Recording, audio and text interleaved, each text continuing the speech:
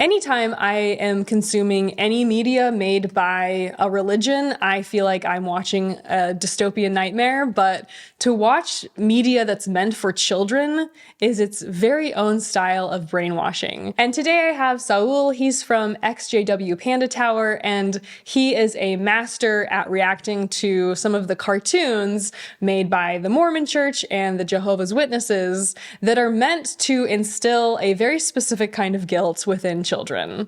Yes, deep, profound religious guilt.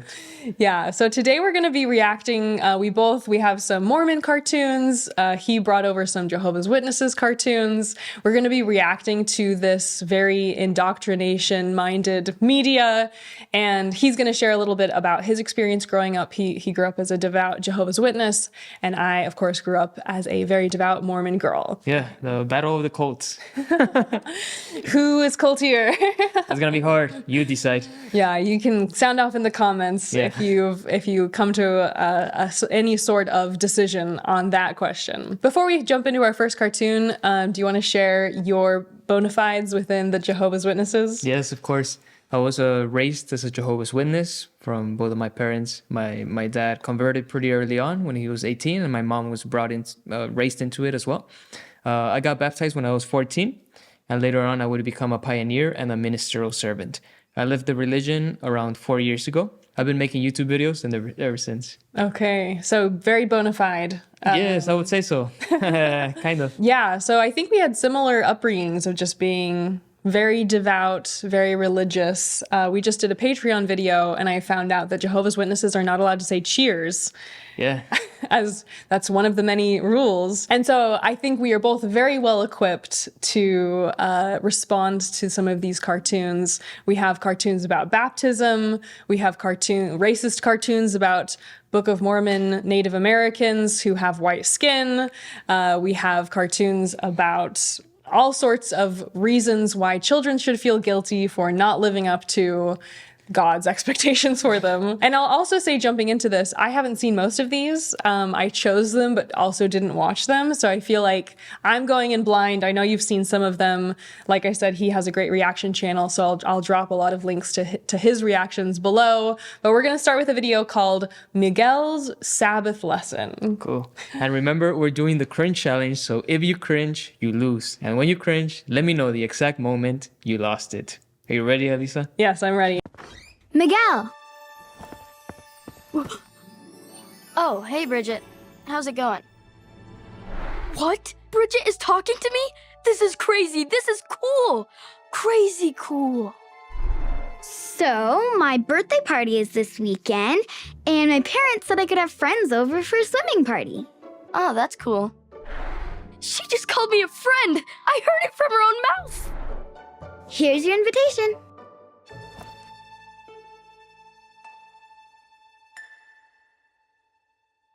And there you go.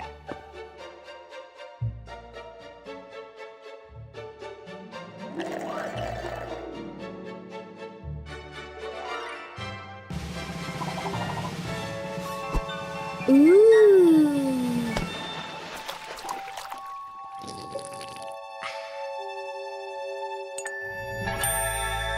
My 11th birthday only comes once.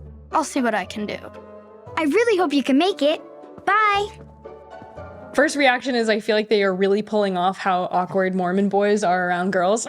Oh, so this is based on real life. The whole like, oh my God, she's talking to me. Especially like a charismatic girl who has enough life force to come up to him and be like, come to my party. I feel like Mormon girls are a lot more like sheepish. I don't know if I would have spoken aloud to a boy personally really? At this age. Well, I might have, I don't know. Like, honestly, I was so terrified of boys around this age. It's because she's an evil worldly girl. She's a worldly girl. Yeah. She's a Jezebel. Yeah, a temptress. Yeah, so she has the confidence to hand him a birthday invitation and... Yeah. No regards for Heavenly Father, what he thinks. Yeah, she's not been brought up with years of shame already. I'll see what I can do. Of course I'll be there. I've waited for this forever. I've never been so happy. Okay, bounce house, games, cake. Wait, it's on Sunday? Why?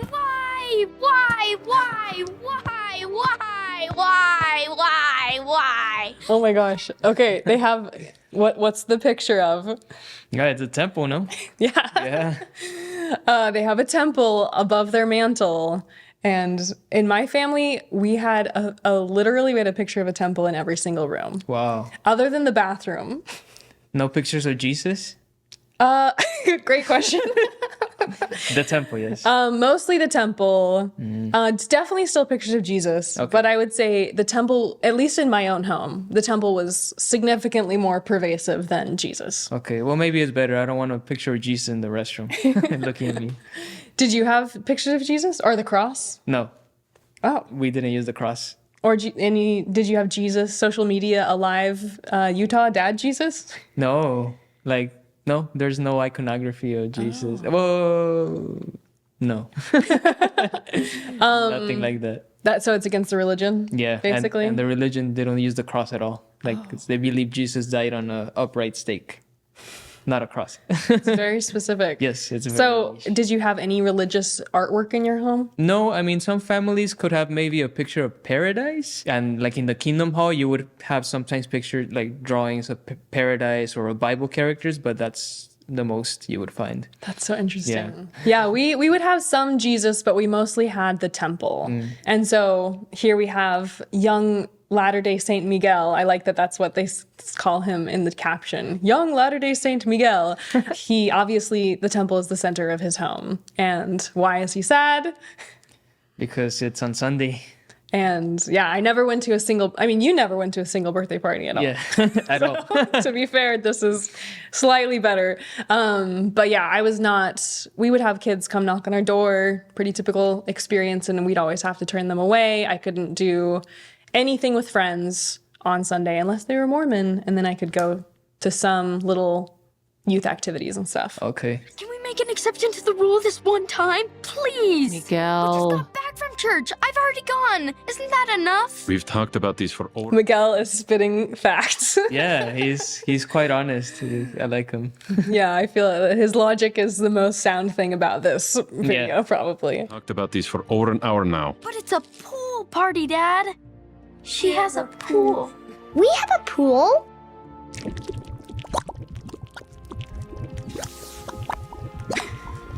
We have a science experiment. Dad, this is the first time Bridget's ever invited me to one of her legendary parties. It's just one Sunday. I'm a really good kid. I never give you any trouble. Yeah, right. Sophia, you're not the mother. I only give you trouble when it's deserved. He's just saying what every kid, I just feel like kid logic is sometimes literally the most sound logic, which is like, if I go to church, if I'm already a good kid, Yeah. what's the harm of one Sunday? And I mean, I remember whenever I was a kid, I was in gymnastics and I was leveling up and I hit a level that there was Sunday practice. Okay. And my parents were basically like, all right, well, you're really not supposed to do it on Sunday. It's against our religion, but you make the choice. Okay. So the illusion of choice. Yeah. Yeah. And of course, at that point, I totally gave up gymnastics. Oh, no. I didn't even keep attending. I didn't even keep learning. Because of that? Because the point of gymnastics, at least in my mind as a kid, was like to continue to level up. Yeah. And all of my friends it's basically like being held back in gymnastics land because all my friends would have gone to the next level and I would have still been competing at the same level that I had already conquered, basically. Wow. And so I was just like, well, this is as far as I can go. Right. So your parents would allow you to go, but there was still that guilt that you would have to face. Yeah, it was basically like, well, God will be really disappointed in you, but it's your choice. Oh, okay. Yep. So, yeah, the illusion of choice. Yeah. Miguel, you've been baptized and have the Spirit with you. You know the difference between right and wrong, so I trust you to make the right decision. Yes! Oh, well, hold on. I believe it would be good to pray about it first. Miguel, Let's give him some credit. Maybe he'll realize that. Prayed, and I feel good. I feel really good about going. Good decision.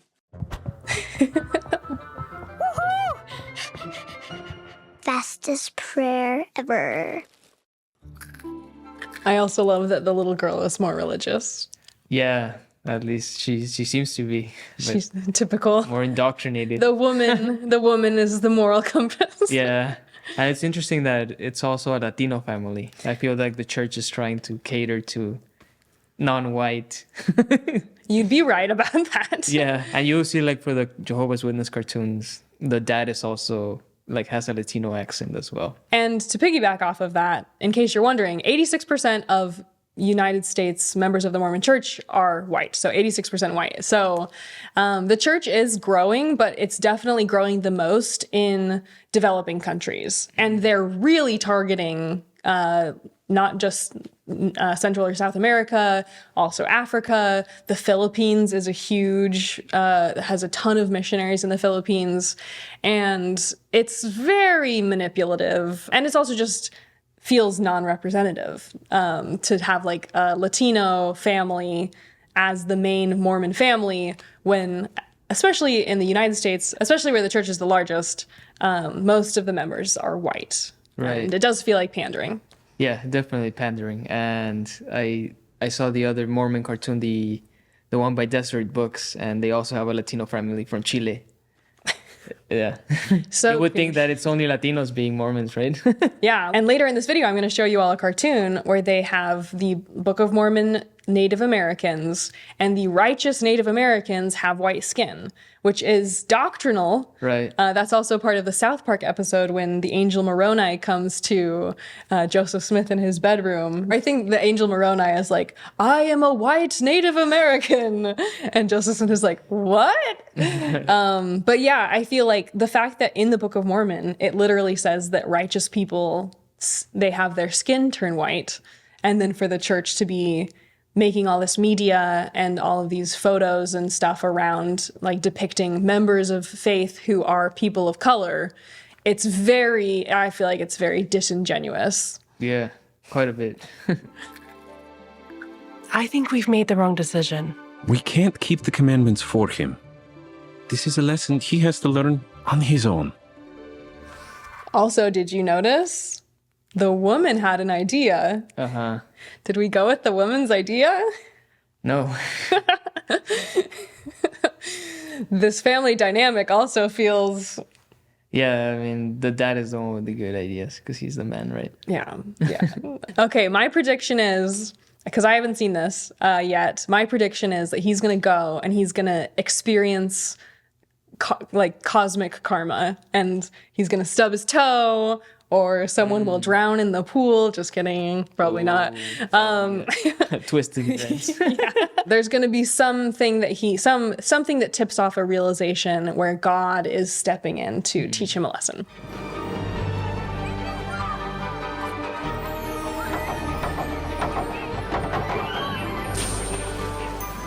Oh, hey, you made it. Yeah, I found some extra time. So the bounce house is open, so's the pool. If you're hungry, we've got plenty of treats and healthy options too. I'm talking to Bridget at Bridget's party at Bridget's house next to her Bridget gate. Best day of my life. Woo!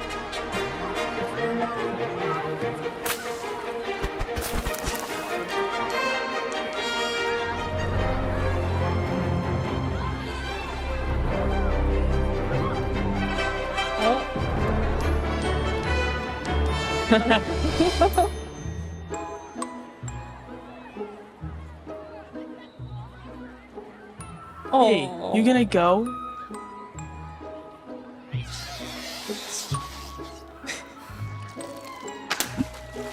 So there were no bones broken, but Miguel, I think it's perfect how he just saw the church and his day was ruined. It's very symbolic.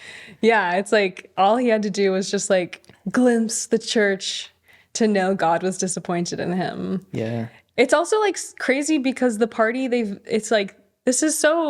actually done a great commentary here, which is to show that the party was wholesome, They even had healthy options for snacks. Everyone was having a nice time. The party was like a great place for kids to be. And the thing that ultimately gets in the way is it's guilt. It's just like the guilt of the child. And there was an external factor that like triggered it. Almost like an agent. What do you call it? A sleeper agent. Sleeper agent.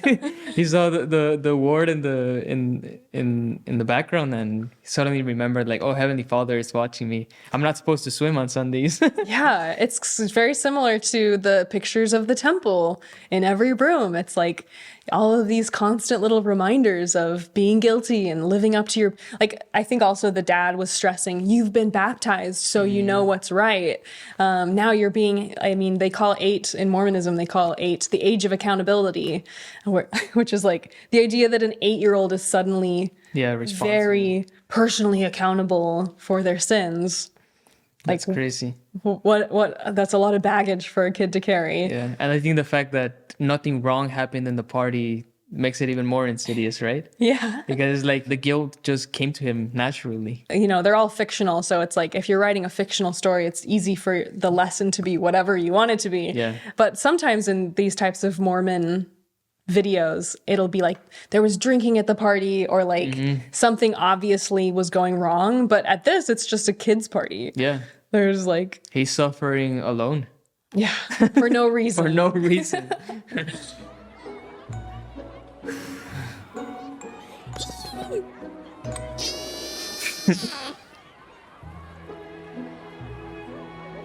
So then I jumped in my papi's tractor and drove it right into the swamp. Took 2 days to dig it out. What? Miguel? You okay?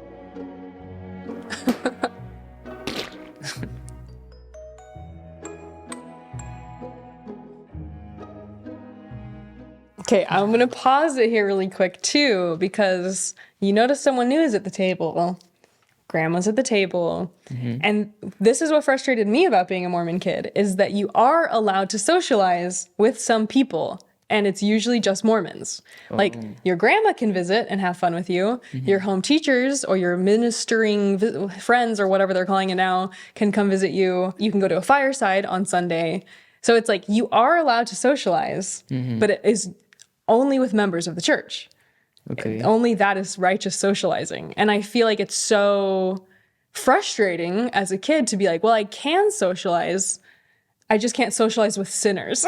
Yeah, it's that's interesting. It's just like, it just feels like a double standard. It's like the grandma can be there at the house and be socializing, and she's telling a story, and like we're allowed to have friends on Sunday. We can have friends over on Sunday, but only members of our church. So you can do activities that are not directly related to worship just with members, right? Yeah, you could maybe go, like, it's still, you probably still wouldn't go to the pool together, but you might go on a walk together. You might have people over for ice cream. Okay. Like, you could still do a lot of socializing that is, you know, typical. Like, you could have people over to play a board game even potentially. Go crazy like that. Wow. But you couldn't have, like, you couldn't have your friend from across the street come in and sit down and talk to you. But you can have your grandma who's a member, or you can have someone from your youth group come over and sit down and talk to you. And I see. it just pissed me off. It's like, Yeah, very arbitrary. yeah, double standard. It should have been the best party ever. And it was, but it just kind of wasn't. This cream cheese frosting is amazing. Sophia, that's gross. No, it's great.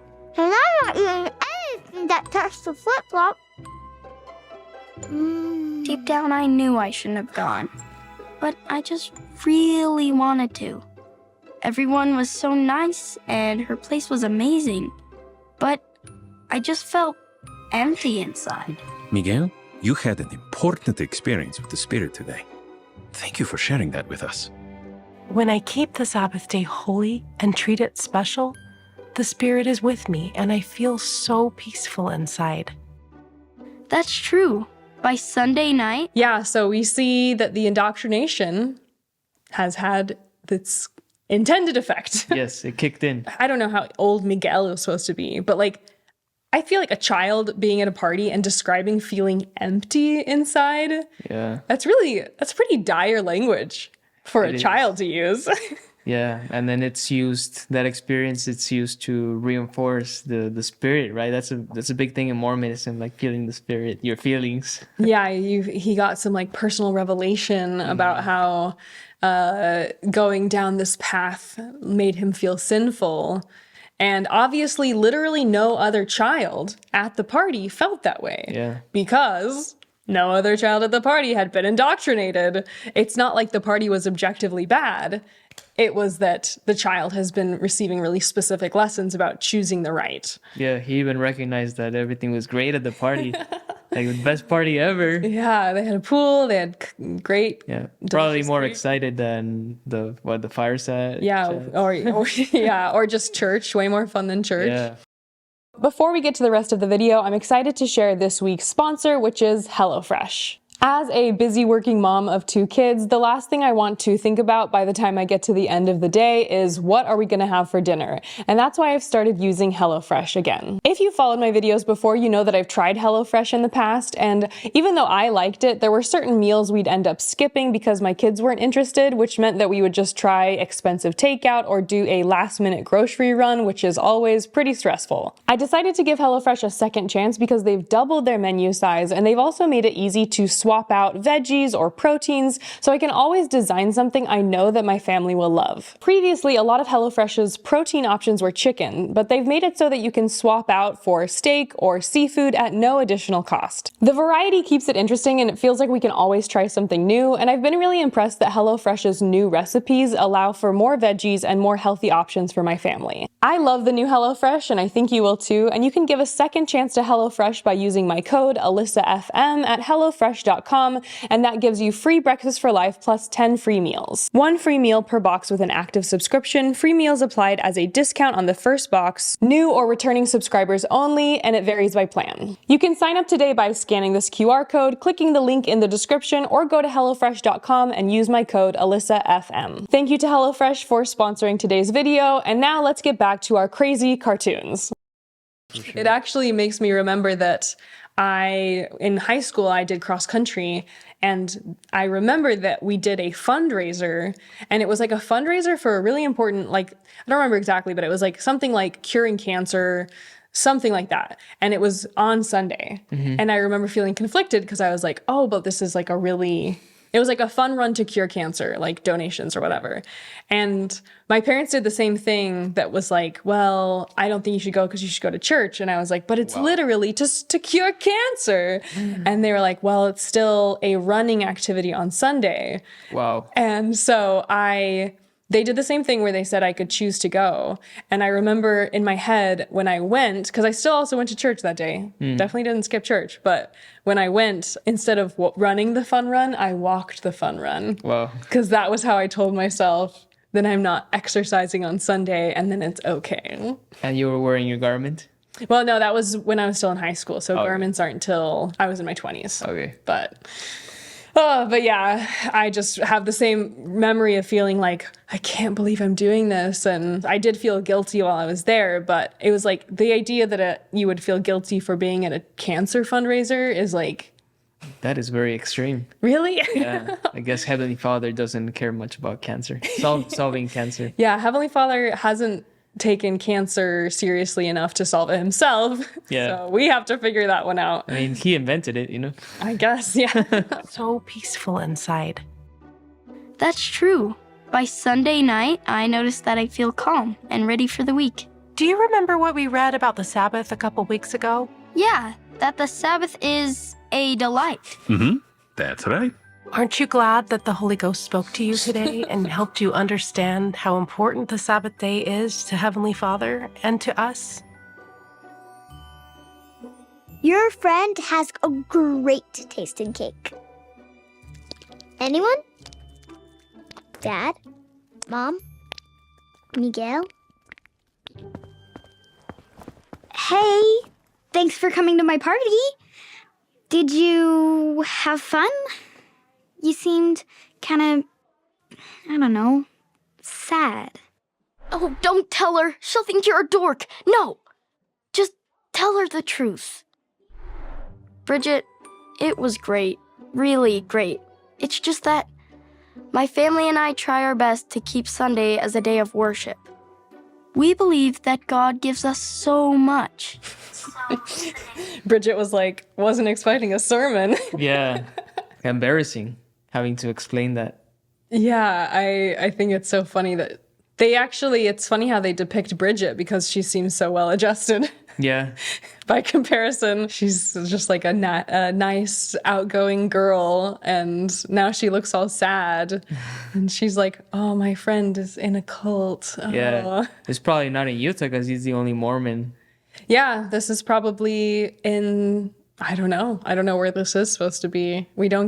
Somewhere where I guess Hispanic people are, which is a lot of the United States, but Mormons aren't the majority. It's funny, he's using this as a missionary opportunity. Yep.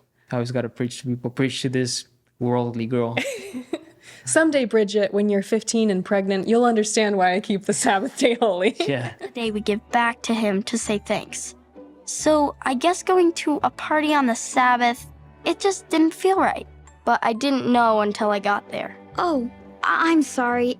I didn't mean to. It's not your fault. I should have said something. Well, next year my birthday's not on a Sunday, so you'll be there, right? I'm invited again?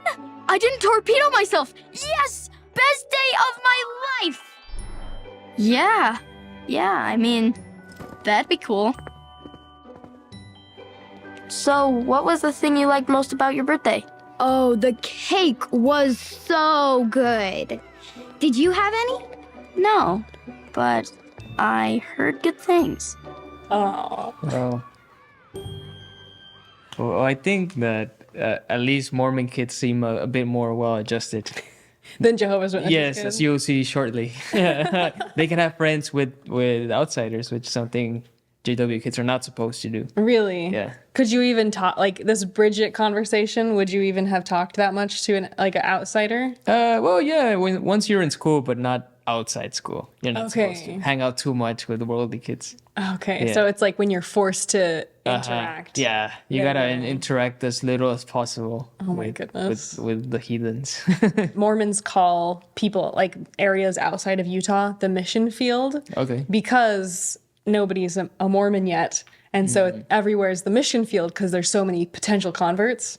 So people really talk up living in the mission field, in where I grew up in Kentucky or wherever, because you have so many opportunities to preach the gospel. Okay. So that's kind of one of the reasons having outside friends was encouraged, was because it's an opportunity to give them a Book of Mormon and try to convert them. So it's still with the intent of conversion or preaching, but friends are encouraged because I think they want to get more members. Yeah. But still with that hidden intention, right? Yeah. And still kind of holier than thou, like we see here. Wow. Yeah, that's rough. Before we jump into the next cartoon, just a quick reminder to like this video, subscribe to my channel. Also check out Saul's channel. He has, his channel is called XJW Panda Tower. He has a lot of great cartoon reactions, also just a lot of great religious commentary in general. He was actually my very first ever guest a year ago on my YouTube channel back then. So this is what the thumbnail of that video looks like if you want to check that out.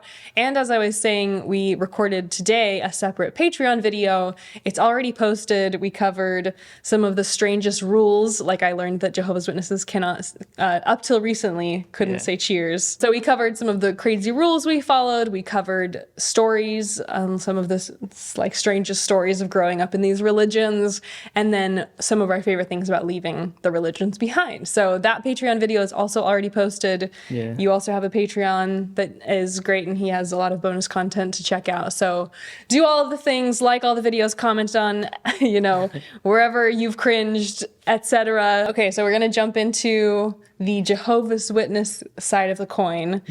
This video is called Jehovah Forgives. I've also never seen this one. And don't forget, let us know the moment you lose the cringe challenge. There's no way you're going to survive this one. Okay, it sounds like it's going to be worse. Way worse. Okay. Yes.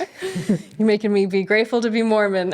Yeah. So this is called the Become Jehovah's Friends series, but colloquially we know it as Caleb and Sophia because that's the name of the protagonist of the cartoon. Two young children that they have their mom, their dad, and yeah, they just learn how to become Jehovah's Friends, and it's pretty rough. We'll Did see. you become Jehovah's friend as a child? Yeah, I would like to think so. My best imaginary friend. Did you pray? Was there a lot of prayer for Jehovah's Witnesses? Yes. Like morning and night, or more than that? There wasn't like a set time for prayer, but you were expected to do it like before eating or at night before going to bed. Yeah. Okay. Yeah. Okay. Let's become Jehovah's friend. Cool. It was Jesus' last night with his apostles. You are the ones who have stuck with me in my trials. Soon, Jesus would be arrested. It was going to be very hard for them. All of you will be stumbled in connection with me on this night. For it is written, I will strike the shepherd, and the sheep of the flock will be scattered about. They were going to run away and abandon Jesus. But Peter said, Although all the others are stumbled in connection with you, I will never be stumbled. So what do you think of Jesus' haircut? I don't even know. I have to go back to it.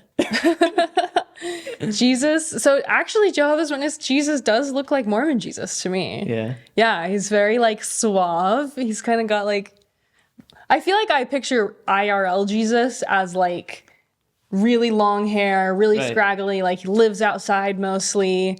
There's like a historically accurate picture, I think, that was put out by the BBC. Like that's now how I basically picture Jesus, not as white Utah dad, Mormon, social media fresh Jesus. cut, fresh beard. Very handsome, great teeth. So he does look very similar to Mormon Jesus. Yeah. So my prediction is they're setting up this parallel between Peter and Jehovah's Witnesses kids who are like, I will be loyal no matter what. Okay. That's my prediction. We'll see. Okay. Woo! No, it's cock-a-doodle-doo. Nuh-uh. That's not a rooster. Hey kids, it's not important how the rooster sounds. I'll never make Jehovah sad. Me neither. We know you'd never want to. but Jesus knew Peter would be afraid. And when you are afraid... Oh no, you're late. Hurry, grab your bags. Be careful. Love you, kids. See you later. Be good. I love that in both the Mormon video and this video, they have like the things the kids will like the rooster noises or the cake jokes. It's like a secondary storyline, but it's like we have to put something in here for kids to like. Yeah, it's like, and I actually think the Mormon cartoon had pretty funny jokes. Because here, like, the parents in the JW cartoon, the parents are always talking about Jehovah. Like, they don't have normal conversation, like, ever.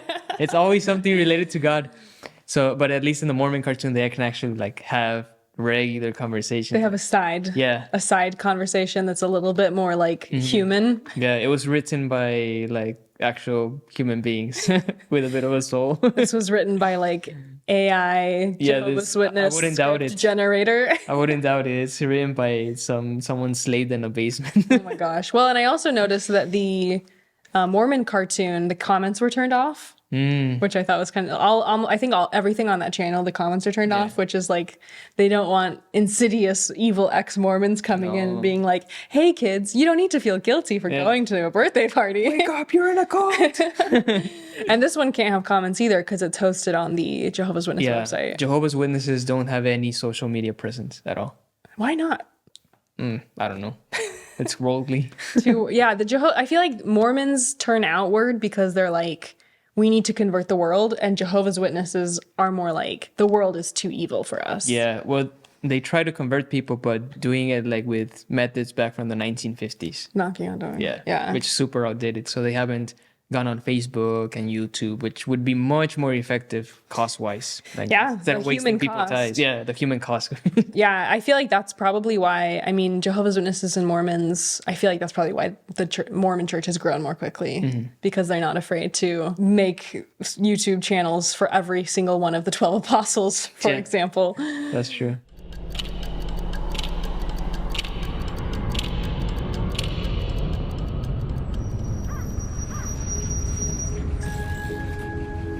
Wow.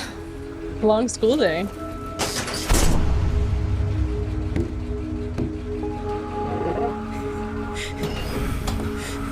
When it closes on Caleb, he did it on purpose. Yes, yeah. Just wanted to ruin his day. Yeah. Well, are they supposed to be depicting that the school day is that long? No, well, I guess it felt long to Caleb. Okay. Yeah. And then he's It's like, oh, been a long day. these poor religious kids are always like drowning in sorrow. Like, what did he do? Did he like punch someone? Did he cheat? Did he rob the teacher? Let's see.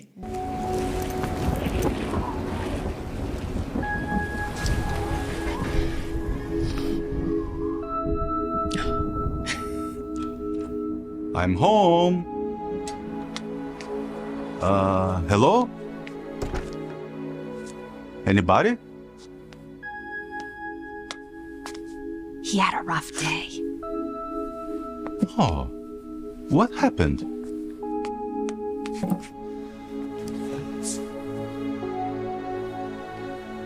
The mom is not going to explain. No. Are you okay? What if Jehovah doesn't want to be my friend anymore?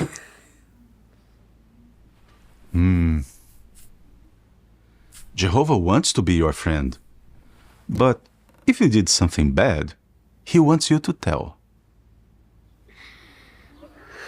Okay, so today at school, Average Jehovah's Witness kid. Yeah. Do you see yourself in this? Yes, but as a teenager, not as a kid. Because you didn't convert till you were 14? Yeah. Okay. Before that, I didn't take it very seriously. Okay. Caleb is supposed to be like 6, 7 years old. So the fact that he's feeling this much religious guilt, it's pretty bad. Yeah, it's like for children to be feeling this way does feel a little like bordering on child abuse. Some would just say child abuse, because it's like to live a normal kid life and to just be like Miguel said in the other video, like, I feel empty inside. Like, these are things that if I feel like non-religious kids express, the parents would be like deeply concerned. Or even like this, like, I have 2 kids, I have a son that's around this age, and sometimes he comes home and he's sad, but it's because like there was something at the lunch table where a friend said an unkind word, or he didn't get to finish his work during class time. It's never like this existential dread of like, the creator of the universe doesn't want to be my friend. Yeah, that's a lot of weight to put on a kid. Yeah. Okay, so today at school, I was outside on the playground.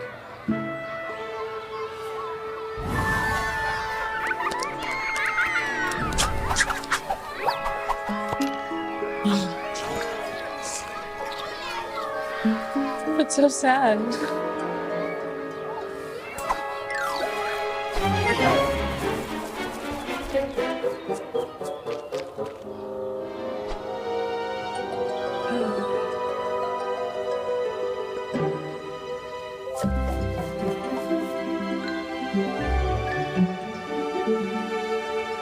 This is so dark. Hey, Caleb. For our non-Jehovah's Witness understanders in the audience, why is this causing him so much distress? Because Jehovah's Witnesses are not allowed to celebrate birthdays. So, long story short, birthdays originated from pagan customs. So that's why Jehovah's Witnesses are not allowed to celebrate birthdays or Christmas or Easter, Halloween. Most holidays are banned. So that's why Caleb feels so much like guilt over wanting a cupcake, right? Even though he's not participating. Well, it would kind of, in his mind, that would make him a participant of the birthday. Just by eating the cupcake. Just by eating a cupcake. Even though he is obviously not singing happy birthday. Uh-huh. He wasn't, it's so sad. He's not even gathered with the people. Completely separate. He's like off to the side, like literally wringing his hands. Wow. So when you would have classroom birthdays, what would you do? So I think it was a bigger problem with like Christmas parties. Okay. You were supposed to go to the library, pretty much. Did your parents like write a note, or you had to ask the teacher, or both? Depending on the teacher, yeah, both, I would say. But Would they? I'm sure they would usually let you just like honor that. yeah, and if they didn't send you to the library, maybe they just didn't give you like a present, or like if there were like a secret Santa, you just wouldn't participate, or you wouldn't get candy at Halloween. Yeah, you would just stand out in some way. I do remember when we had sex ed when I lived in Texas. My parents didn't sign the form out of kind of like a protest, you know, like they didn't want me to learn about sex from a secular point of view. And so, yeah, I was like one of 2 or 3 kids from the whole grade. Wow. And we just sat in the hallway. Yeah, And that we were happened like, to me too. what do you think they're talking about in there? Yeah, that happened to me too. Like there's a lot of ways that JW kids feel like outcasts besides the holidays and the sex ed classes. You're also not allowed to do the Pledge of Allegiance. Yeah, so Which is daily. I mean, which is daily. So it's a yeah. daily occurrence that you stand out against the Do you crowd. have to stay seated? No, you can stand up, but just no putting like your hand or saying the pledge. Yeah. Wow. Yeah, I was like, because it says under God. Like, I feel like Americans are taught to be very patriotic. Yeah. So I would be like, my religion was born in America. Yeah. That's so sad. Yeah. And especially at a young, like, I feel like the Mormon church is almost flipped on its head from what you're describing, because the older you get, the more demanding the religion gets. That's like when the garments happen. That's when the temple endowment happens. But in a lot of ways, I feel like for children, you still feel like you can just be like similar to your maybe stricter non-denominational Christian friends. Mm-hmm. But I never knew a Jehovah's Witness kid growing up. Oh, wow. Did you ever know a Mormon kid? Not that I know of, no. I guess how would you know if you didn't talk to them very much? I don't think there's too many in El Paso. Yeah, no, I don't think there are. Okay, so let's see. I'm wondering if his friend is going to out him. Okay. I know you're not supposed to be doing that. Oh, hey, I was just, You can have it. Wait, I thought he can't have it. yeah, which is it? I didn't want it anyway. But I thought the Bible says you can't. It says, Come on, what does it say? I'm not sure. But you came to my house the other day to talk about the Bible. Don't you remember? Yeah, maybe that wasn't me. Oh my gosh, a crooked pizza salesman. Yeah.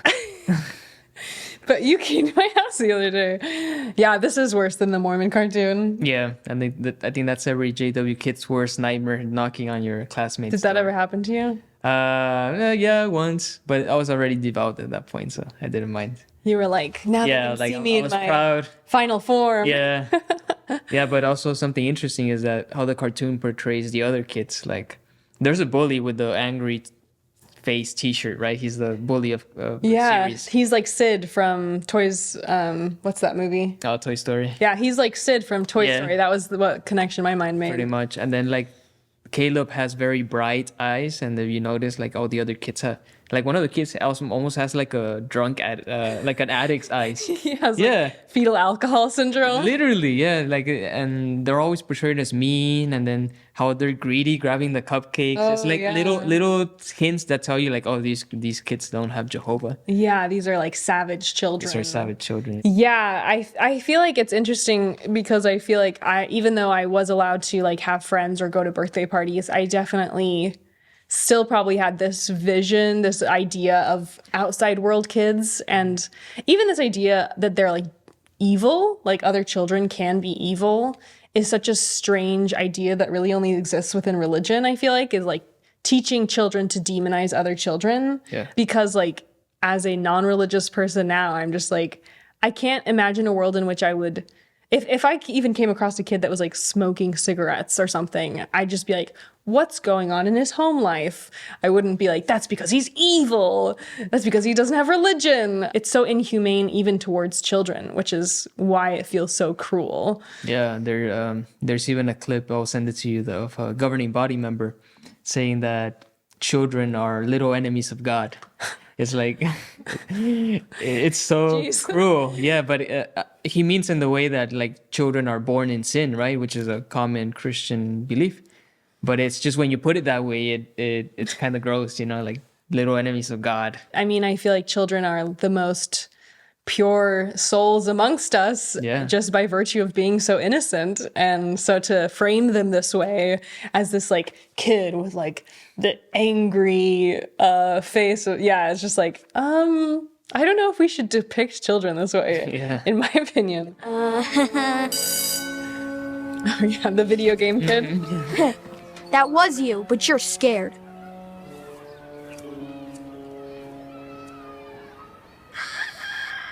Also, is there anything to the birthday? Do Jehovah's Witnesses believe in dinosaurs?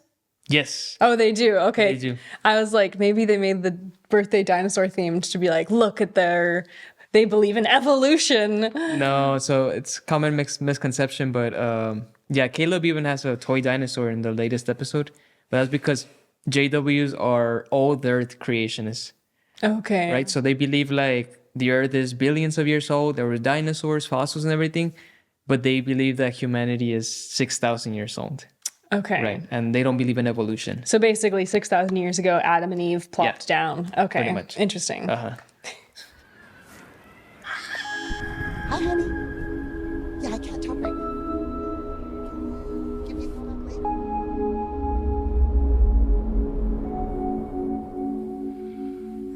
That was a rough day. Do you remember when Peter said he would never stumble? Later that night, Jesus was arrested.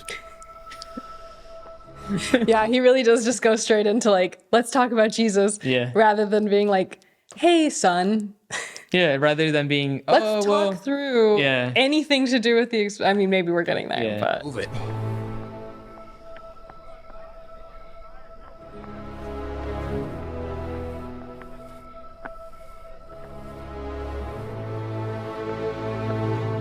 Peter loved him and wanted to help.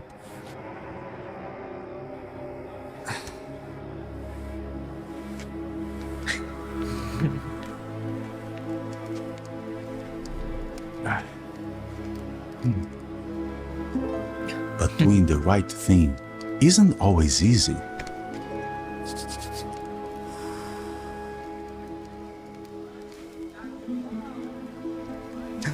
You too were with Jesus the Galilean. I don't know what you're talking about. I do think that this parallel between like Peter denying Christ and then the boy denying Christ also is so crazy that like you'd think it'd almost be heretical to say a child almost eating a cupcake is the same as Peter literally denying Christ as his apostle. Yeah, and like leading to his death. They're drawing like such a specific line here between these two choices. It's not even like, I mean, in the Mormon video, it's like, well, you have baptismal covenants, you promised God you'd keep the Sabbath day holy, which is still a pretty dire thing to have to explain to an 8-year-old. But this is like, you are the same as Peter denying Christ. Yeah. Wow. It's very heavy. Like it's such an extreme example too.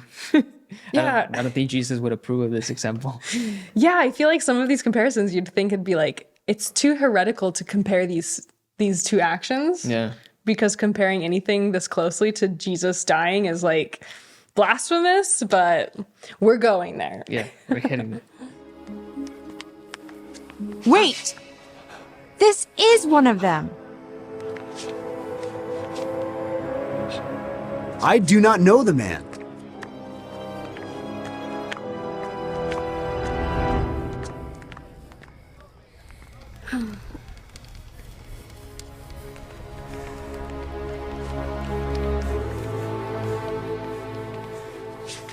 Hey, you follow Jesus. I saw you in the garden with him, did I not? I swear, I do not know the man.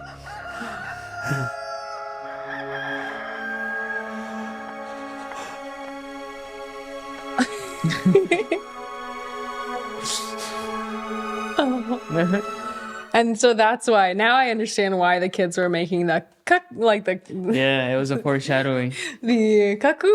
Yeah. I like that. And then when the teacher's phone goes off, it's also a rooster. Oh. Yeah. Wow. Okay, it's fairly complex. Yeah, Story, right? it is, and They're weaving symbolism in, at least like fairly. It's not complex, but they have a through line. yeah, they sat down, they thought about it. They were like, yeah, this is child friendly. This is gonna really uplift our children. Make them want to become Jehovah's Friends. Is becoming Jehovah's Friend a doctrinal thing, or is that something they just like made up for children? No, it's like for the wider Jehovah's Witness. Like you're encouraged to see Jehovah as a friend and not just a father. Like he's your father and your friend, your bestie. Yeah, which I guess to a lot of religious people would seem a bit like almost heretical. Well, no, like too relaxed, I would say, like with such an important figure. I know, yeah. Everybody has like every religion seems to have a different way of expressing like the correct way to have a relationship. Like Mormons are very focused on Heavenly Father.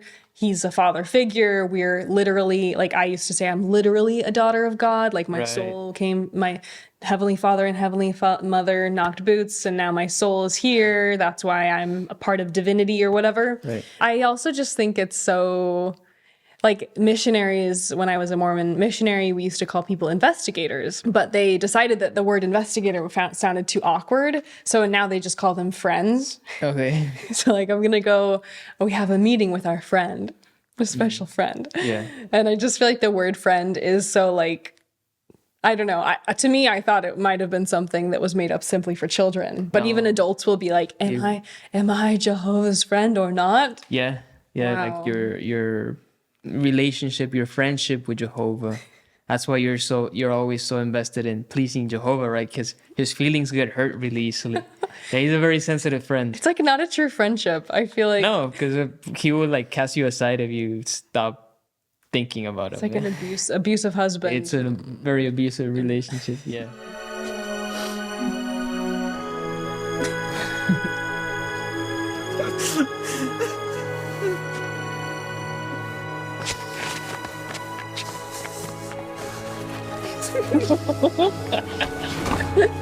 That was pretty funny.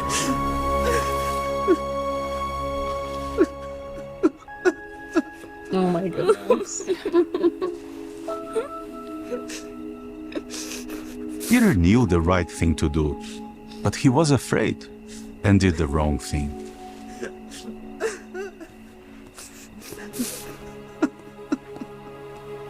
So was what's his name? The character? Caleb. So was Caleb, Caleb was afraid to not lose out on a cupcake? Yeah, I guess he was afraid of what his peers would say. Oh, that's the fear. Yeah. Okay. The fear of more afraid of his friends' opinions of him than his true Jehovah friend. Yeah, he thought exactly. Of him. Yeah. He fell to fear. He was weak, a weak state. Just like at school. Yes. Sorry, that was really funny. Peter didn't want to. Same thing, right? Just like at school. Just the same. Wow. Like, yeah, it's like one. He didn't even eat the cupcake. Yeah. He touched it. But it got with in his nose. Yeah. So that's the same. That carries the same level of guilt as betraying the Son of God and As his, watching him die. Literally the apostle. Like an adult betraying another adult is the same as a child touching a cupcake with his nose. I mean, just imagine if Caleb would have eaten the cupcake. Judas. He would have exploded. Yeah, like you would have learning about Judas. He would have. Yeah. Oh. That would have ended badly. If you were at school and you ate a cupcake, what do you think would have? I would have probably told myself like, I'm not doing it for the birthday.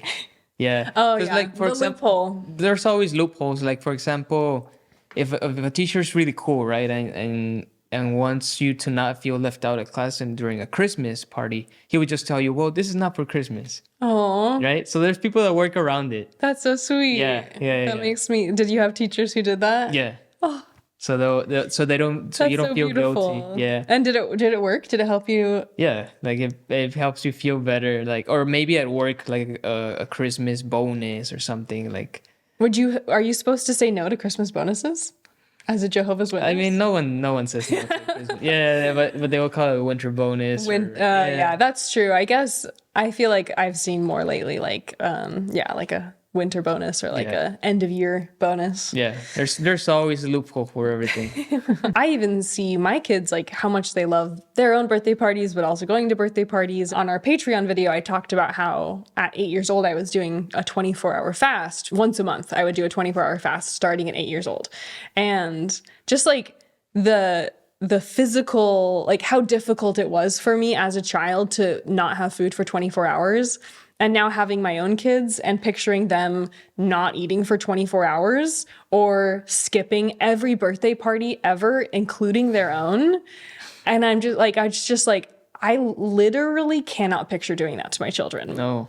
Oh, I wouldn't wish it on my worst enemy. Yeah. Let alone my children. I don't know. I'd rather spit in God's face, honestly, than do that to my own children. Yeah. No offense, God. That makes me so sad that there are parents who, I do think parents do think it's for their children's own good, though.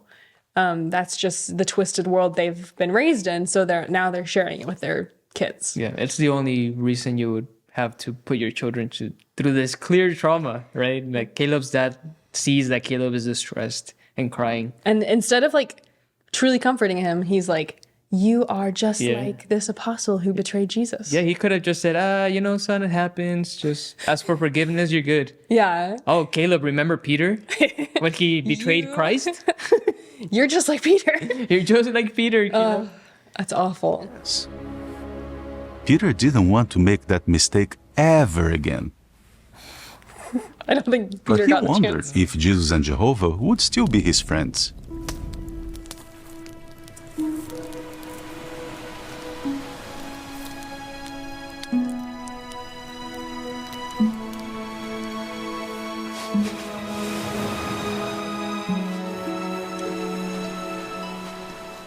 After Jesus was resurrected, he talked to Peter. Simon, son of John, do you love me? Yes. Lord, you know I have affection for you. Jesus forgave him. And so did Jehovah. But Peter had to talk to Jesus. If you upset Jehovah, Okay, I feel like we should also talk about the amount of screen time given to guilt versus restitution. Yeah. Like, it's like an afterthought. Yeah, that had to be like a 30-second clip of him being like, we're good, bro. Yay. And then the guilt was like many sequences and back and forth. They drew it out as long as possible, right? Yeah, like we're 8 minutes in, almost 9 minutes in to a 9-minute, 30-second video, and we just got a little glimmer of repentance and forgiveness. Yeah. Most of the film is Just dedicated to guilt. Yeah, it's just guilt. have to do. Talk to Jehovah. That's right. You need to pray to ask for forgiveness. And Jesus showed Peter that he was forgiven by giving him more work to do. Shepherd my little sheep.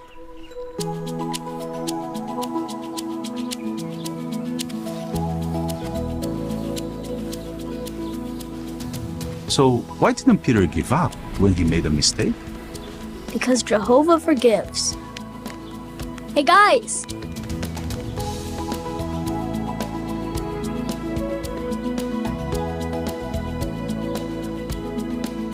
Oh, wait! I'm gonna need to explain birthdays. Can you help me? Of course. Can you help me learn the doctrine? Yeah, can you help me explain the unexplainable? I also like that he's like, and Peter was rewarded with more work. Yep. I feel like the idea that you would be rewarded with work is like kind of an oxymoron. Yeah, I mean, but that's how it is in this religion. Like, work assignments are called privileges. Yeah, Wow. yeah. So it's ingrained. Yeah, you're like literally being taught to see it as a privilege to work. Yeah, the more work you do, Free work for the church. pretty much. Like the more work you do, it means the more leadership you have. Yeah, that's similar to like whenever people talk about serving missions, they use the word, I served a mission, which makes it sound way more like it's about charity Right. rather than converting people and doing sales for the church, which is what missions really are. But using these words like, I served a mission, it just makes it sound so much more like beautiful and like you're doing it for God rather than like, I'm just providing free labor for my church. Yeah, just doing what's expected of me. Yeah. Well, I will say I felt worse for Caleb than I did for Miguel, but I definitely felt bad for both of them. Yeah, I mean, there's a lot of parallels for sure, right? And really, they're both still using the same tool. Yeah. Which is manipulating children to feel guilty. Yeah. And the thing is, like, the children themselves are the ones that feel guilty. I think that's what's common in both, right? It's like they punish themselves. No one had to like go and tell them, oh, you did bad. But then they still have the parents guiding them toward the guilt using religion. For Miguel, we have the parents reminding him of baptismal covenants. We have them telling him to pray. We have them equating the feeling of emptiness with God telling him he was choosing to sin. And then with Caleb, we have him using this parallel, the talking about Peter.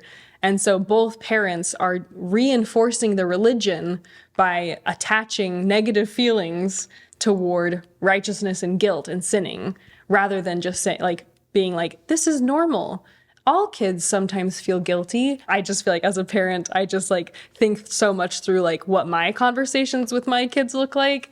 And if there's like feelings of sadness, like, oh, I got in trouble because I, took a cookie before dinner and I wasn't supposed to. It's not like, well, you're not Jehovah's friend anymore. Yeah. It's more like, well, I also like dessert before dinner, but it's better to have dinner first. And now, maybe next time we'll try better. Like, we'll try again. We can always try again.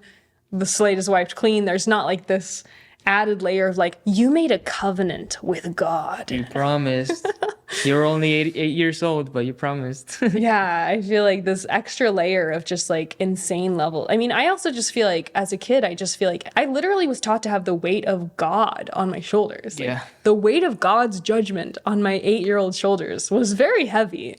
You're responsible for God's feelings in a way. Oh, yeah, that's so sad. Rough. It's a lot. Yeah, and God is so temperamental. It's like, if this was a real friendship that I had with a person in real life, I'd be like, you're not a real friend, I'm cutting you off. Literally, yeah, you would have dunked him decades ago. Yeah. So the next thing I wanted to bring to the conversation is the depictions of the Nephites and Lamanites in the Book of Mormon. So to give a little background on the Book of Mormon, Joseph Smith was led to the gold plates by an angel, and this man is the angel Moroni. He's also the one holding the trumpet on top of temples.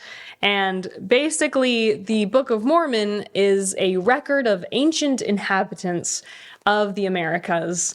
And Moroni compiled all those records into the gold plates, helped Joseph Smith find them, and Joseph Smith translated them into English. So the Book of Mormon is meant to be a totally nonfiction book about the ancient inhabitants of the Americas, just like the Bible is about the ancient inhabitants in the Middle East. Part of the story is that the Native Americans actually originated in Jerusalem. So there's a man named Lehi who was in Jerusalem. He got in a boat with his family and they came to the United States, like the Americas, and basically decided to set up shop here. He had sons named Laman, Lemuel, and Nephi. I'm not going to get too into the Book of Mormon because it's a lot to explain. But basically, Nephi was righteous and Laman was not righteous. So these are the origins of the Lamanites, Lamanites, and the Nephites, Nephi.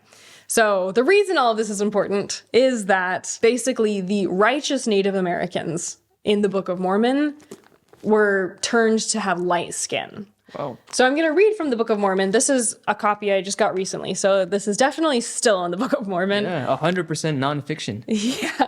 Let's read this nonfiction book together. So this is 2 Nephi chapter 5, verse 21. And he had caused the cursing to come upon them, yea, even a sore cursing, because of their iniquity. So what's the curse? For behold, they had hardened their hearts against him, that they had become like unto a flint. Wherefore, as they were white and exceedingly fair and delightsome, that they might not be enticing unto my people, the Lord God did cause a skin of blackness to come upon them. And to go down, it says in verse 23, and the curse shall be the seed of him that mixeth with their seed. So basically then he goes on to say there should be no interracial marriages within the Nephites and Lamanites. And he literally says, like, the reason that the unrighteous people are having this skin of blackness curse to come upon them is so that they will not procreate with each other. So there's like a very obvious sign of like, oh, you're evil because you have dark skin. Wow. Whenever people are depicting Native Americans in the Book of Mormon, the Nephites versus the Lamanites, there's this very subtle, well, not so subtle, but there's this undertone of racism in almost all of the art around the Native Americans portrayed in the Book of Mormon. Because typically when they're portrayed, the Nephites will have white skin and the Lamanites will have dark skin. Wow, that's intense. Yeah.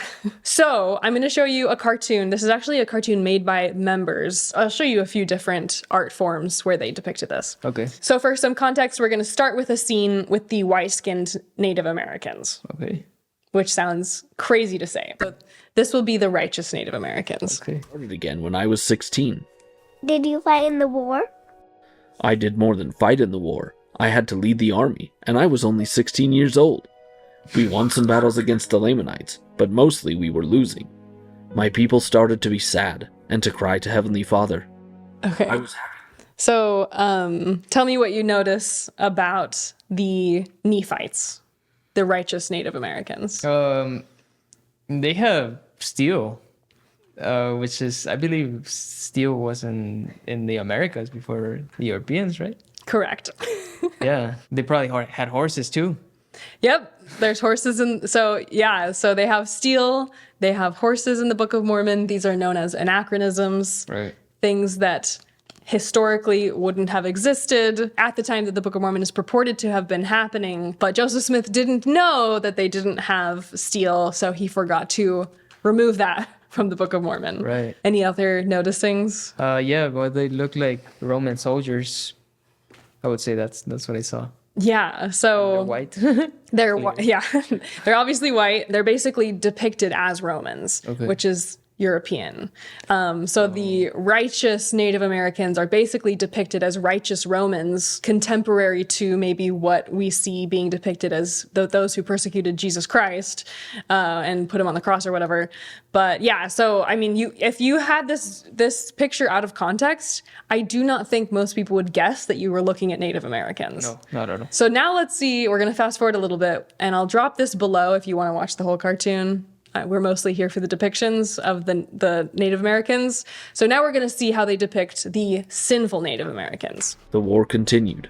The Nephites got even more wicked. There came a point soon after this that the Lamanites won a big victory over the Nephites, and the Nephites were never able to get the advantage against the Lamanites again. The Lamanites started to sweep them off the face of the earth.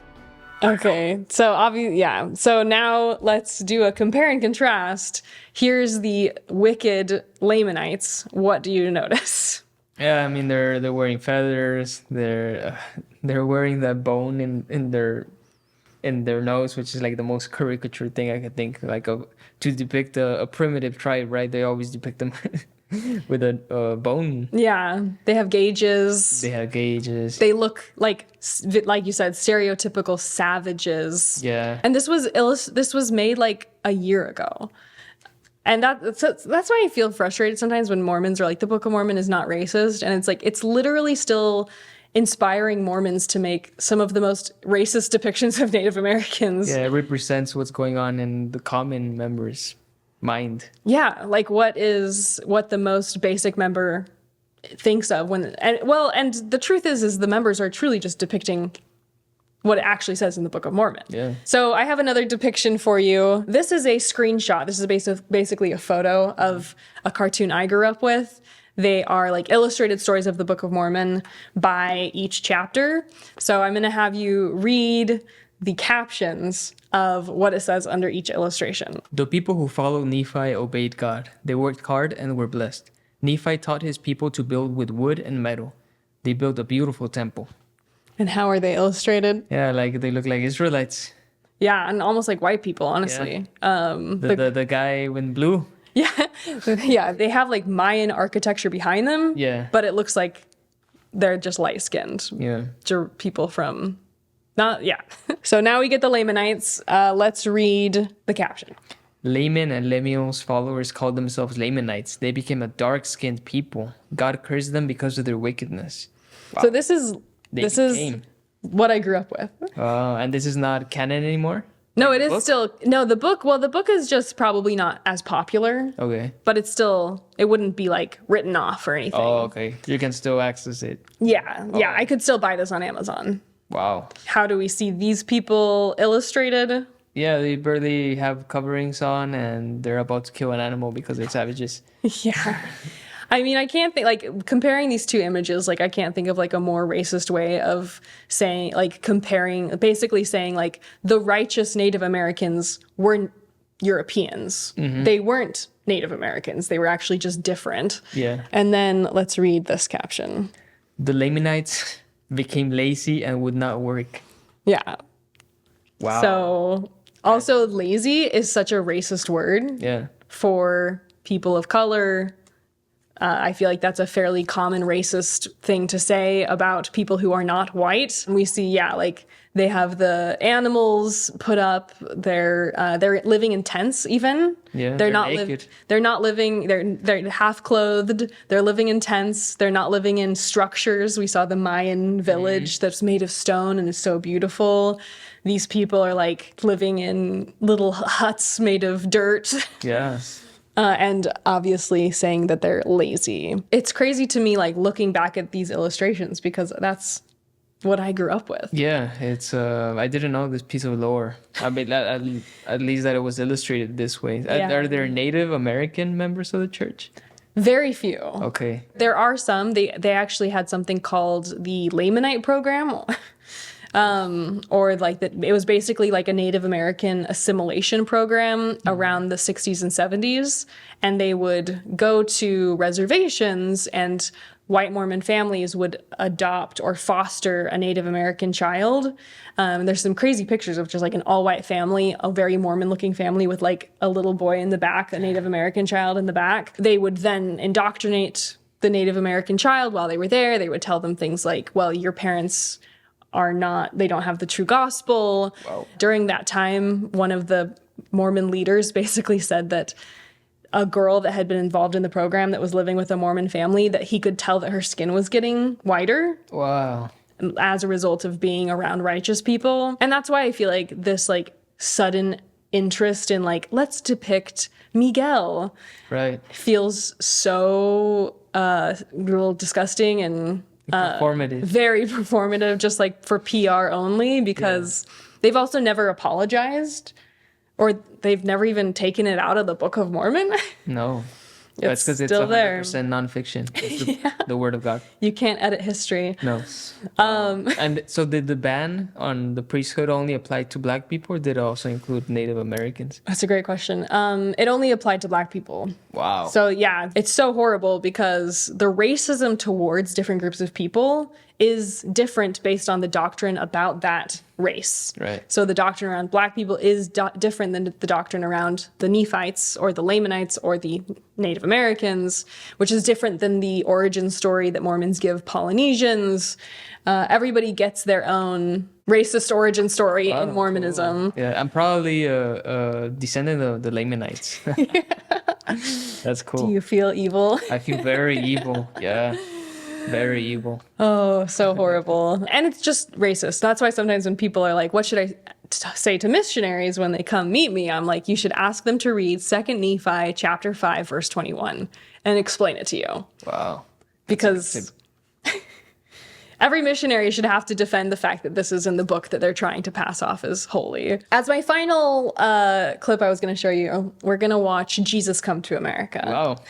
Jesus, JC himself? JC Wow. himself comes to America. Side missions. Yeah, it's a side quest. Okay. And I'm curious, when you were growing up Jehovah's Witnesses, did you know much about Mormons? No. What, like, if I came to you as a missionary and I was like, Jesus was in America, didn't you know? What would your response have been? I would have probably thought you were crazy. I don't know. Mormons never knocked on my door, but we would just lump them in together with all the other false Christians.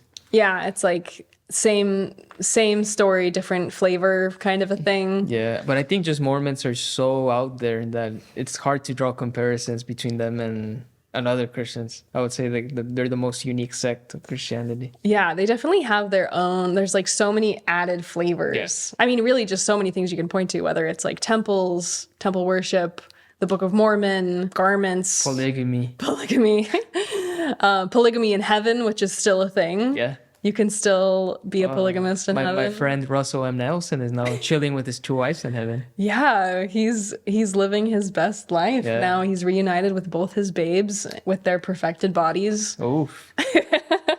Ready to make more celestial babies. Yeah, they're ready to jumpstart their own planet. But he was probably also gifted more wives in heaven because he was so righteous. Really? Yeah, that's Wow. a thing too sometimes. I've heard a comment one time that said that Mormons are like the Christian version of Shia Islam. And I think that's very true. I actually have had a lot of ex-Muslims comment on my videos to say that they really enjoy watching my videos because there's so many parallels. Yeah.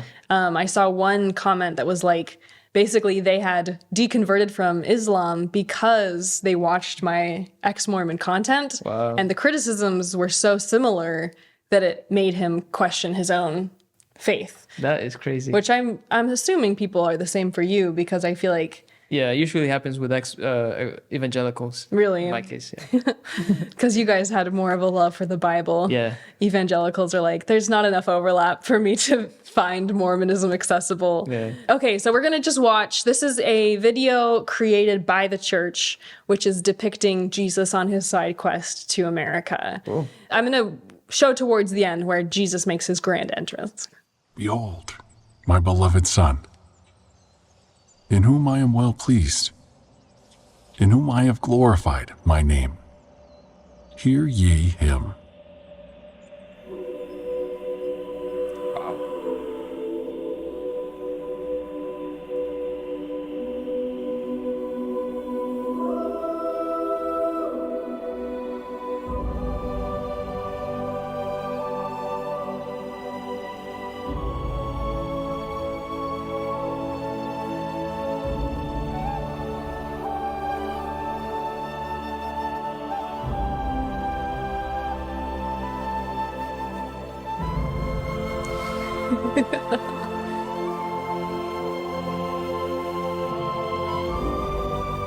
Is it just me, or are depictions of Jesus so often just so unserious? Yeah, I mean, it's kind of hard to take seriously a man coming from the heavens and landing perfectly on his feet. He's literally flying. Yeah, he's floating down. Doesn't he say, I am Jesus Christ? I think we're probably going to get Okay. there. I don't know if they depict that part. And also just like that he's just in this like Mayan village. Yeah. Because the Book of Mormon is ultimately fictional. No archaeologist, no... What? I just broke the news. I'm sorry. I'm sure you were going to convert, but like no historian or like no one that's not Mormon has ever said the Book of Mormon is Right. a nonfiction book. Yeah. And so obviously when they're depicting this, it's not like they can just be like, oh, we'll pick this Mayan village because Right. this is where it happened. Yeah. They're just fictionalizing like a made up idea of what they think Native American villages looked like. Right. It's not like they're depicting something with historical accuracy. But as a kid, when I would watch stuff like this, You would think that these were real people. yeah, I'd be like, this is probably really how it all played out. Like, especially with like a non-cartoon depiction of stuff, they make it seem so like nonfiction. Yeah.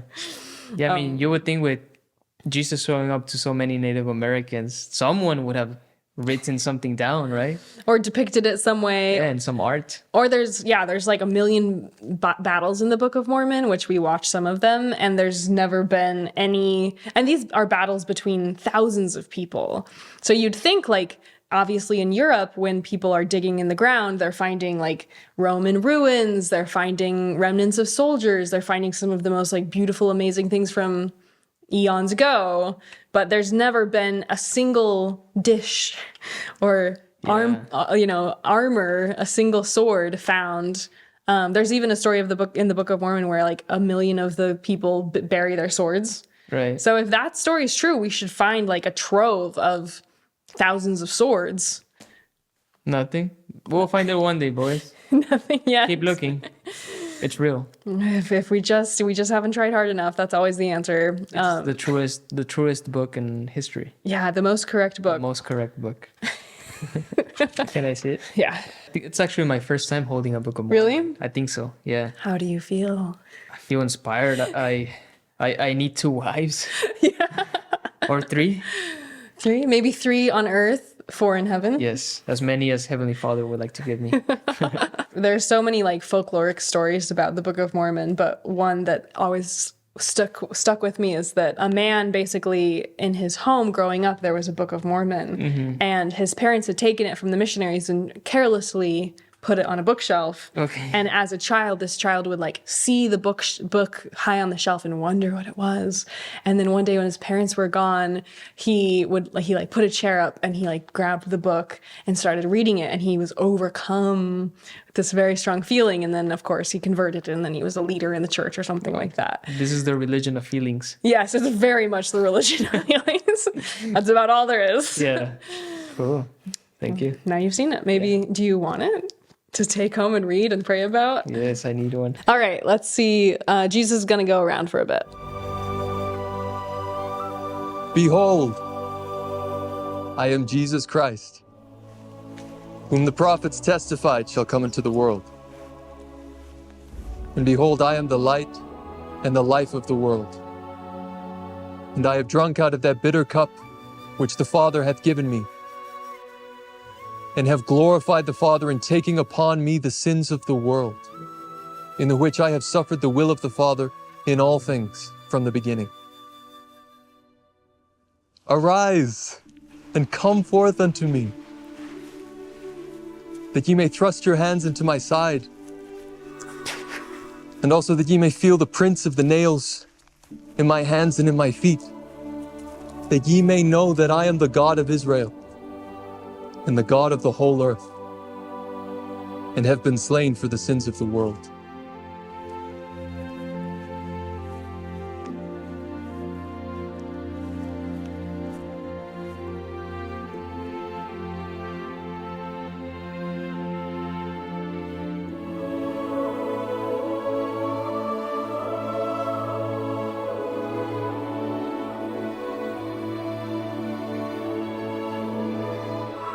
I also feel like Jesus being depicted reminds me of Jaws. Have you seen Jaws? Yeah. Where like the sound of Jaws, dun dun, like the psychological expectation of the shark is more scary than the manifestation of the shark on screen at the end of the film. Right. And it's almost like ruins the illusion to see Jesus depicted for me. It's like I'd rather have him like live in my mind versus like seeing him be like, behold.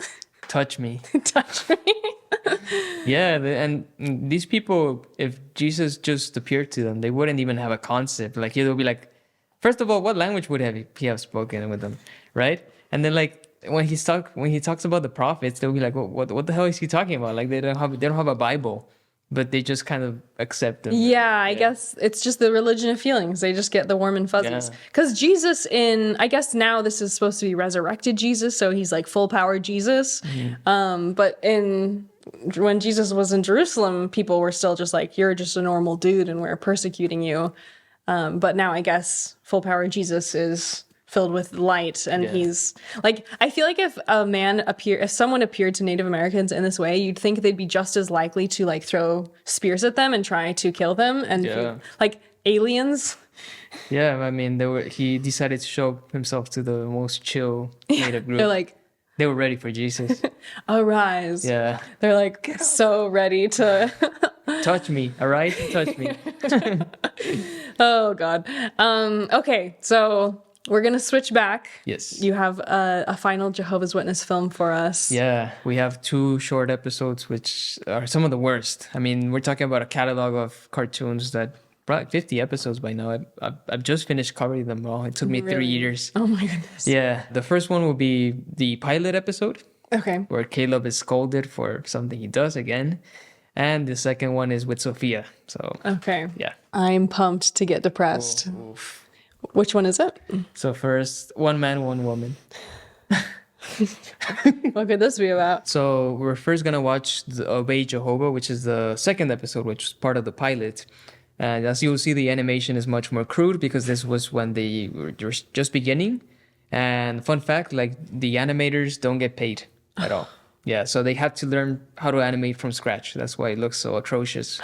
That's so sad. There's so much free labor given by members. It's so exploitative. Barlock, attack! Oh no, it's Sparlock! Caleb! We need someone to save us! Caleb! Sparlock can activate your Caleb. magic, Sparlock! Hi. How was school today? Fine. Look at Sparlock's magic kill! You were not exaggerating about the bad animation. Yeah, it's rough. I feel like these characters are gonna like haunt my nightmares, honestly. Yeah, and she's like bending down. It reminds me of Cocomelon. Yeah, it reminds me of Coraline. Have you seen that? Oh yes, The Cocomelon, Coraline. Yes. If they had a baby. And actually, like, the characters get a bit whitewashed. The mom starts off kind of tan and then she becomes white. Oh, really? Yeah. I wonder if they like started animating it fairly well and then they lost steam towards the end and they were like, we just got to get it out. Yeah, maybe. They had a very strict deadline to push this cartoon out. Yeah. That's so sad. We still support you, Jehovah's Witness animators. It's not about you. It's about your church. You're awesome, but you're getting exploited. Leave now. What toy is that? It's Sparlock, the warrior wizard. Whoa, a warrior wizard. Yeah, my friend gave it to me. All the kids are going to see the movie. Can I see it too? Oh, your friend gave this to you. Oh my God. You look pretty excited about this. Why don't you come over here and get your snack, okay? Oh. So what do you think is going to happen? What is an appropriate punishment for Caleb? I'm guessing the sin is that it's a wizard. Yes. Okay. No wizards allowed. And he's also excited, which makes this so much worse. Rejoicing in sin. He's rejoicing in sin. He obviously has not fully embraced his religious guilt, which she's hoping he would have had by now. Yeah. So you said the punishment? Mm-hmm. So I'm guessing the punishment is going to be, no food? I don't know. No ministering? No door-to-door salesman? Oh, that'd be nice, but no. We'll see what happens. Okay. Is this toy magical? Mm-hmm. Caleb, who likes magic? Jehovah or Satan? Satan. Right. Magic is bad. That's why Jehovah hates it. Do you really want to play with something that Jehovah hates?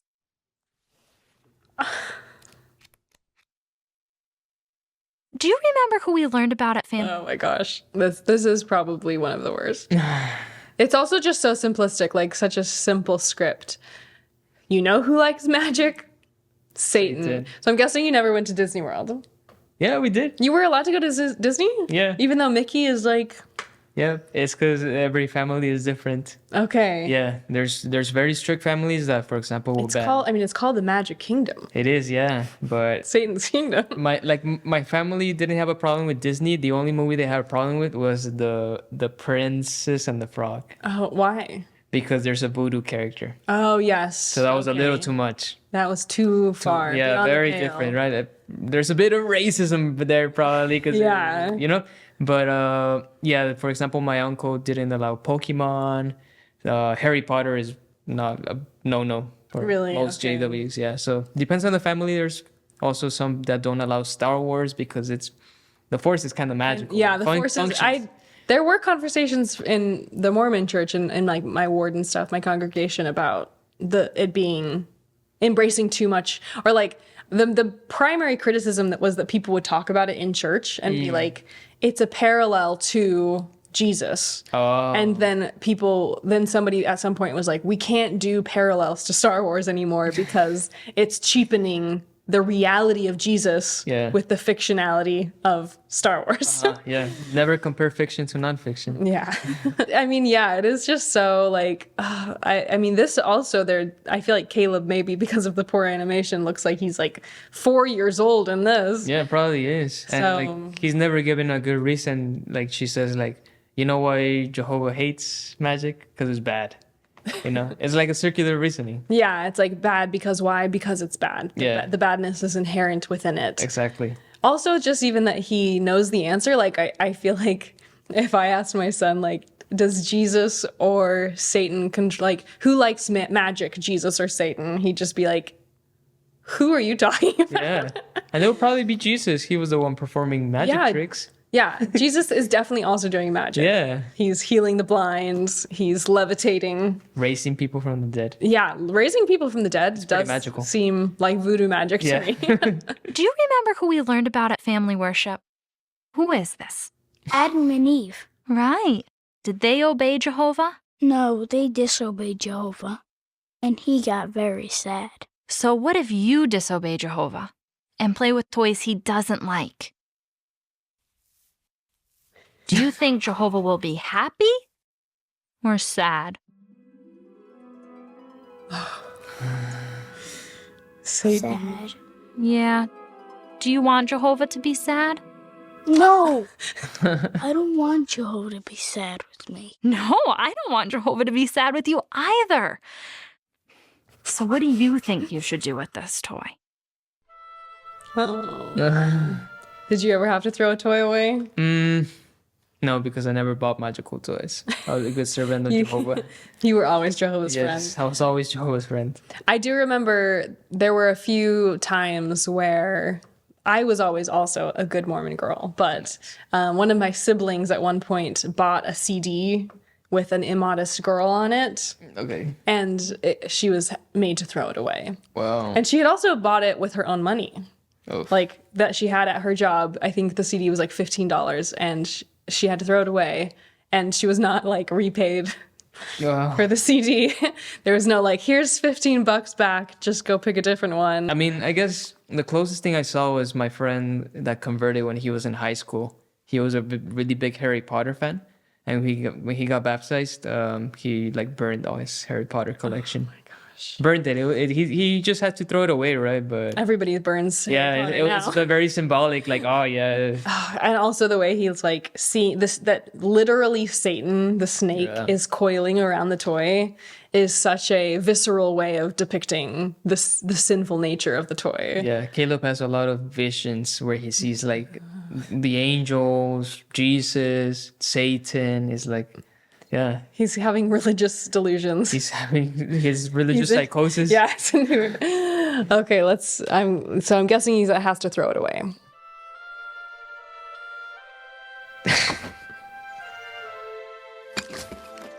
Caleb, I am so proud of you. You made Mommy very happy. And you know who else is happy? Jehovah. Yes.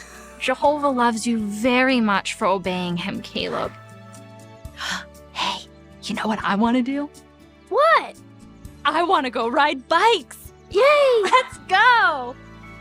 Oh my Lord. Yeah. And Mommy only wanted to have fun with him after he made a good decision. Yep.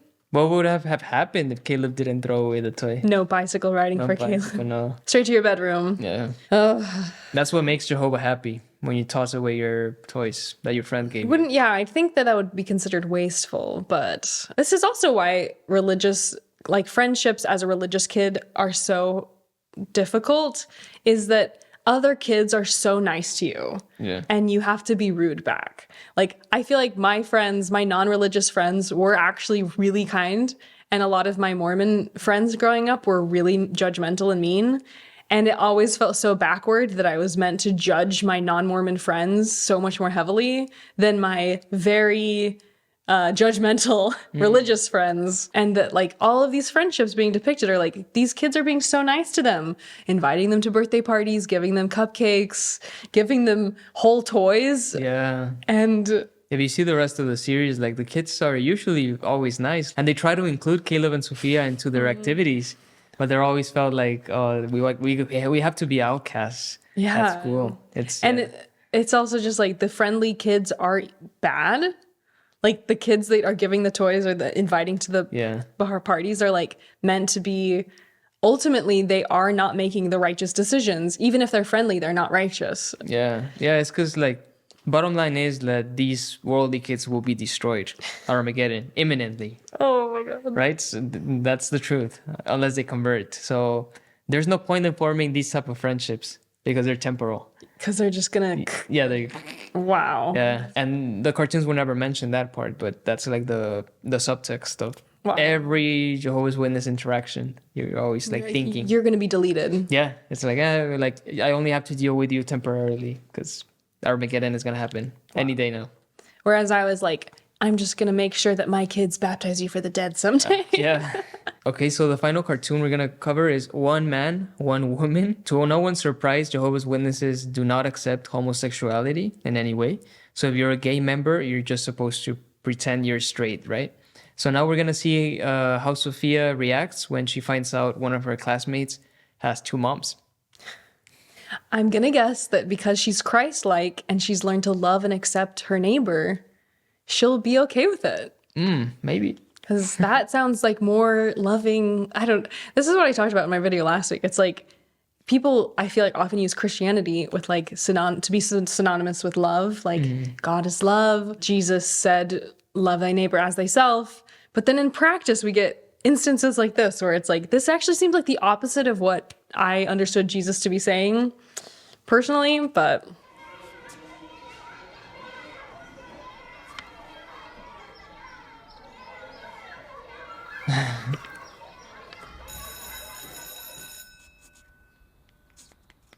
Look, Mom. I drew our family in school today. Oh, wow. I didn't have time to finish Caleb's face. Carrie drew 2 mommies. You were right. The mom in this is like 17 shades darker. Yeah. than the mom in the other show. No consistency. Yeah. She told me they're married to each other. My teacher says that all that matters is that people love each other and that they're happy.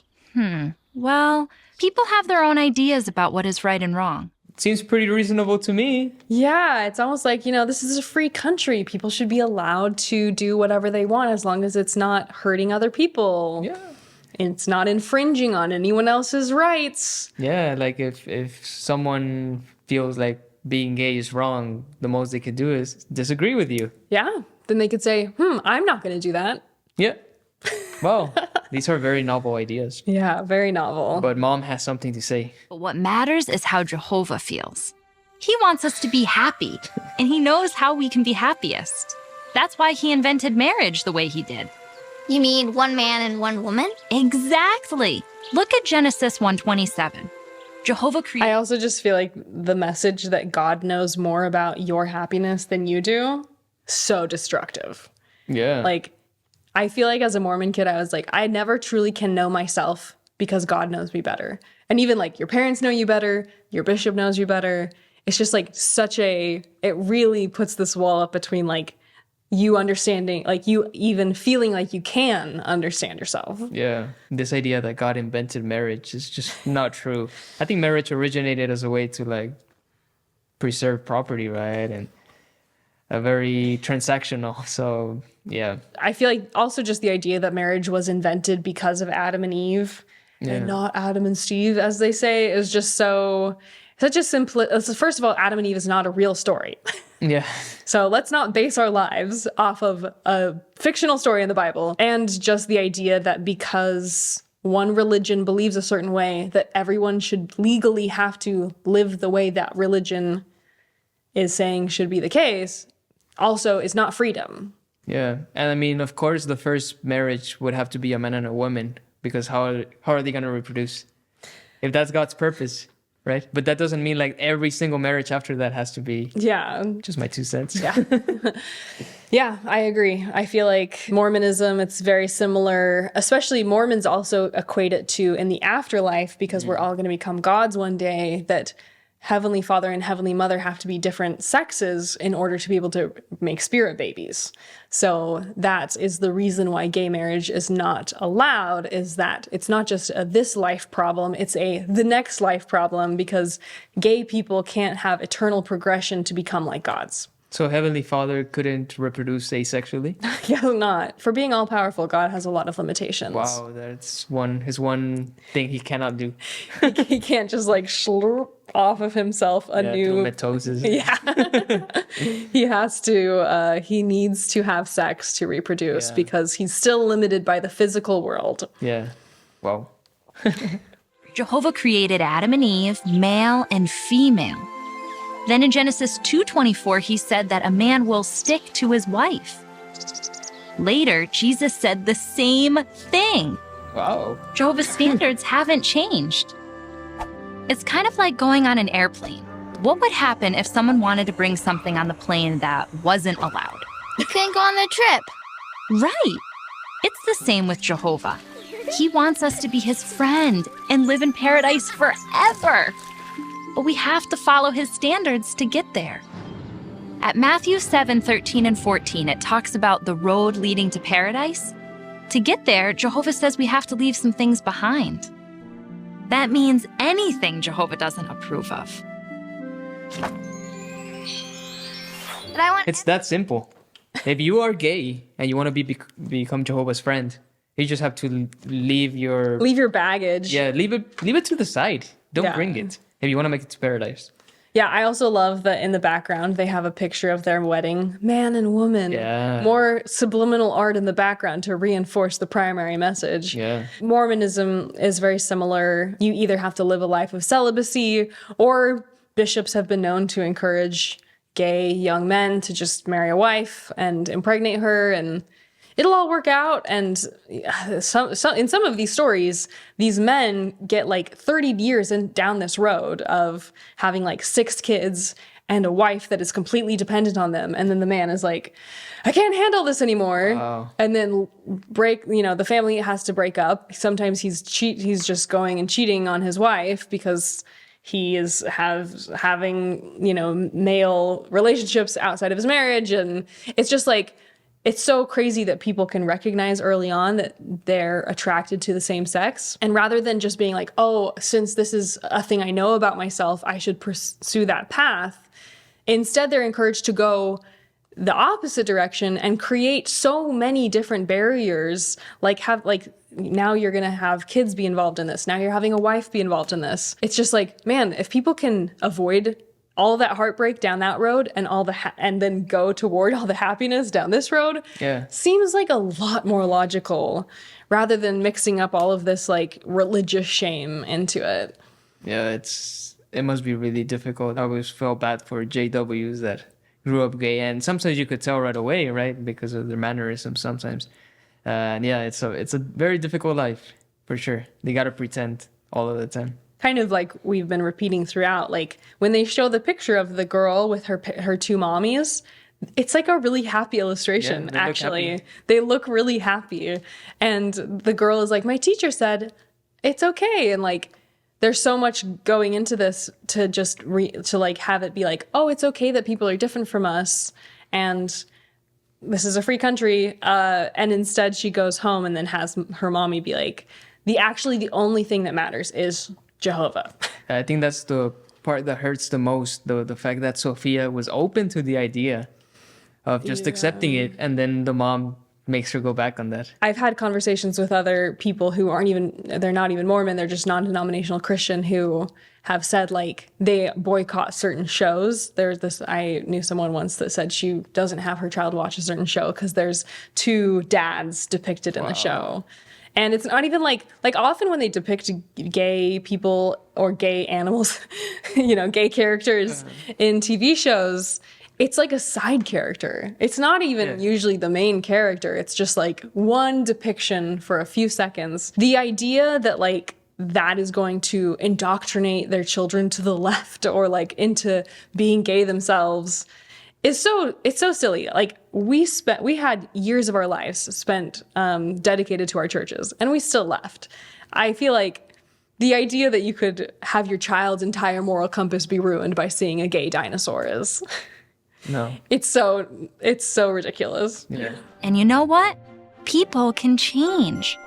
That's why we share his message. So, what can you say to Carrie? Well, I could tell her about the paradise. I could tell her about the animals and the resurrection. That's awesome. Let's practice.